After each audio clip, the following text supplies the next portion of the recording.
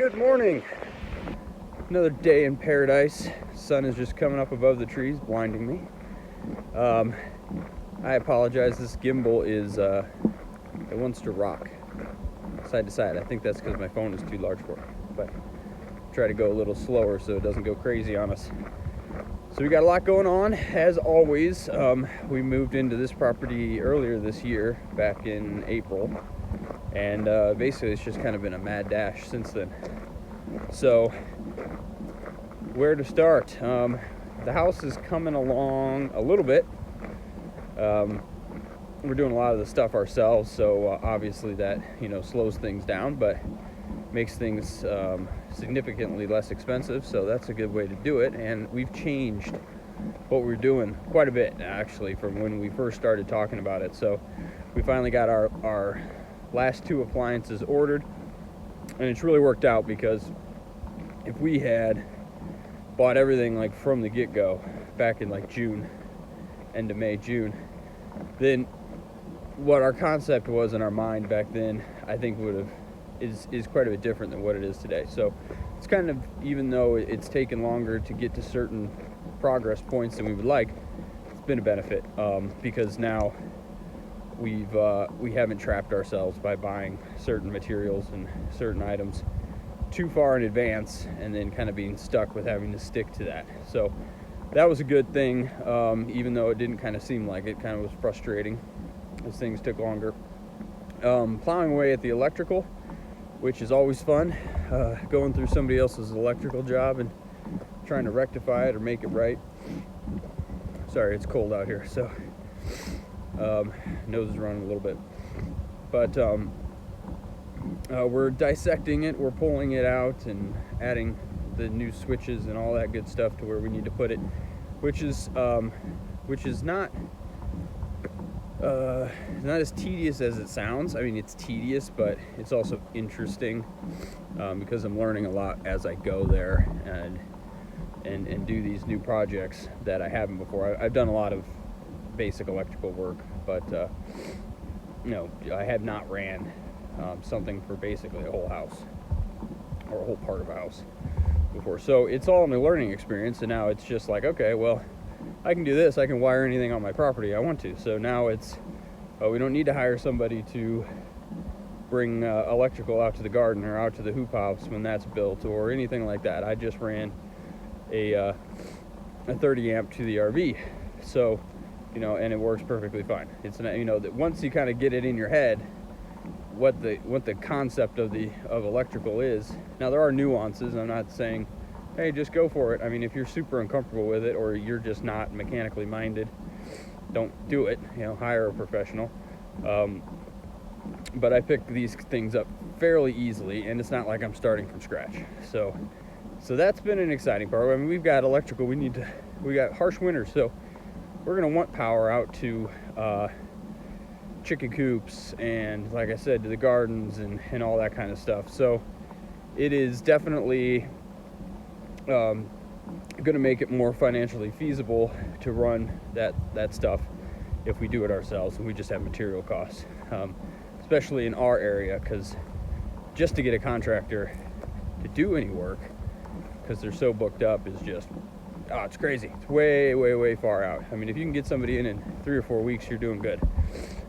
Say hello to the chickens this morning. I'm going to move them again. I always get this gimbal backwards. Hey, good morning. All right, sorry about that. This gimbal is dying. I had it charged, but apparently it's not holding the charge, or maybe I didn't have the cable put in all the way. So you have to deal with my jostling here of the camera as I walk and talk. This so we were talking about the mower. This field here is it's pretty darn dry. When you're in Idaho, we had a wet spring. I mean, record wet spring, really. But by the time you get to July, you're dry. And so now we're 2 months in, and so obviously this field is super dry. So I haven't mowed it, even though I did pony up and get the super expensive PTO shaft out of, I knew I had to buy it. That's the part. I thought I was going to be sneaky And I was like, okay, well, this guy's selling us this tractor. He's missing that. He's going to give me the money off that I would have to pay to get this part directly from Coyote. But I thought I was like some genius, and I was going to be able to find it from maybe like a Land Pride or something like that. You know, one of these companies that makes a lot of attachments. They make PTO shafts for the behind mowers. There's companies that do sell aftermarket versions that are quite a bit cheaper than the Kubota or Coyote or Mahindra PTO shafts. So thought I could find one. No, you're not going to find one.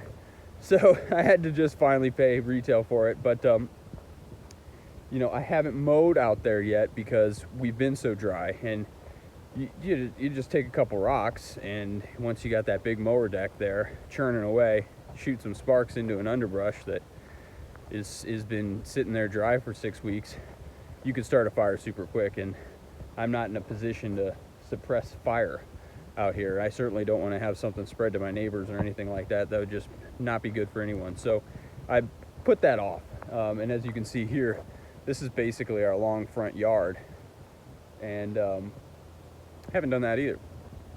And so there's a lot of just property grooming. Obviously, in my previous video, you know, I showed you guys I cleared up this road, but you know, things like chainsaws and mowers, unless you've been watering and you've been on top of it so that you don't have all this dead long stuff hanging down on the ground, it's just not a good idea to start doing too much of that when it gets to late August or late July and August. But then we have farm truck. I just don't want to beat up my, you know, the 2019 F350 anymore. It's like nerve-wracking because going to pick up all different kinds of stuff and throwing different things in the back of that bed, and it's just not worth it. You need to get a farm truck. So that's been frustrating, and I mean exciting at the same time, and frustrating because I'm excited to get a kind of a decent truck, but still a beater, because I don't like sitting there feeling all puckery every time I've got to use a truck to do truck things. And that's what I want to do, but we have a really short supply of trucks up here. Let me rotate hands here. There we go. We have a short supply of trucks. It just is what it is. Up in this area, obviously 4x4 is necessary, and we don't have a lot of major population centers. Only a couple auction houses, and not a lot of major dealers. And truck prices up here are just crazy high. So me being stubborn, I'm not going to pay what I know is unreasonable for a truck that's 10 years old. I just don't want to do that. So I've got it narrowed down to a couple. They're still a little more expensive than I want to buy, but we're going to see if we can work on that and get that, post that video. But other than that, we're just chugging along. We're doing good. Garden, I didn't touch on the garden. So now that we're getting, I'm going to walk down this way so I don't get you guys having the sun right in your eyes, guys and gals. The garden was like it was just a super good thing that we got here when we did, so that we had enough time to get some stuff in the ground, because my wife has learned so much. And but now we're coming up on the first frost date, I think in like 2 weeks. So I have 4-foot hoops that I purchased back in May, I want to say, and we're going to get those on her tomatoes especially, and get the plastic cut. I'm going to try to rig up some things to roll the plastic back and forth, you know, over the top in the evenings, and we can roll it back off of those. So we'll document that and how that's working out. I'm not sure what kind of rig I'm going to come up with yet for that, but if we can make it past the first frost date here, there's generally like 2, max 3 really cool nights that happen in the beginning of September, first 2 weeks of September. And so if you can plow through that and you protect your plants, you can have, you know, up to another month realistically to grow things before the cold weather really starts to come on. So it's imperative that we do that, and just to make sure, because we have tons of tomatoes that are growing but they're not ready yet, because we did get a little bit of a late start given the fact that we had to create a whole new garden area, and I had to, you know, basically level the earth over there and put up the fences and build the boxes and build the rows and bring in soil for that. So we didn't get as started as early as we would normally, like we will next year. But we want to make sure we give these tomatoes and some of the other plants the opportunity to fully develop, and that'll make us feel a lot better. Other than that, the garden has been a good experiment. My wife's put all different kinds of heirloom seeds, but different. She's really ventured outside of basically your typical varieties, and she's done some cool stuff in there. And so we're just really getting a feel for it and what we can grow here well, what our soil is lacking, which we know it's lacking some stuff for certain plants. So we've been able to take that into account. We want to get maybe 8 to 10 yards of some really good mulch and get it covered all over all the beds over winter, so that natural bacteria and microcyte, I can't say the name. There's a certain bacteria that's really good for growing. But get the earthworms, everything just really developing and composting into those beds, so that next year we're going to get in more neutral pH and more variant of nutrients in there, so we can have a really successful garden next year, which I think will be really important. But yeah, crazy stuff going on in the world with food. Maybe you haven't heard about it much, but well, we have social stuff going on 24/7 in the news, right? The food stuff is downright scary. The storms that came through, we are already having the worst basically grain crop failures that we've had in like recorded history, since we've been keeping really good documentation of it and statistics. And that was like 2.5 weeks ago now.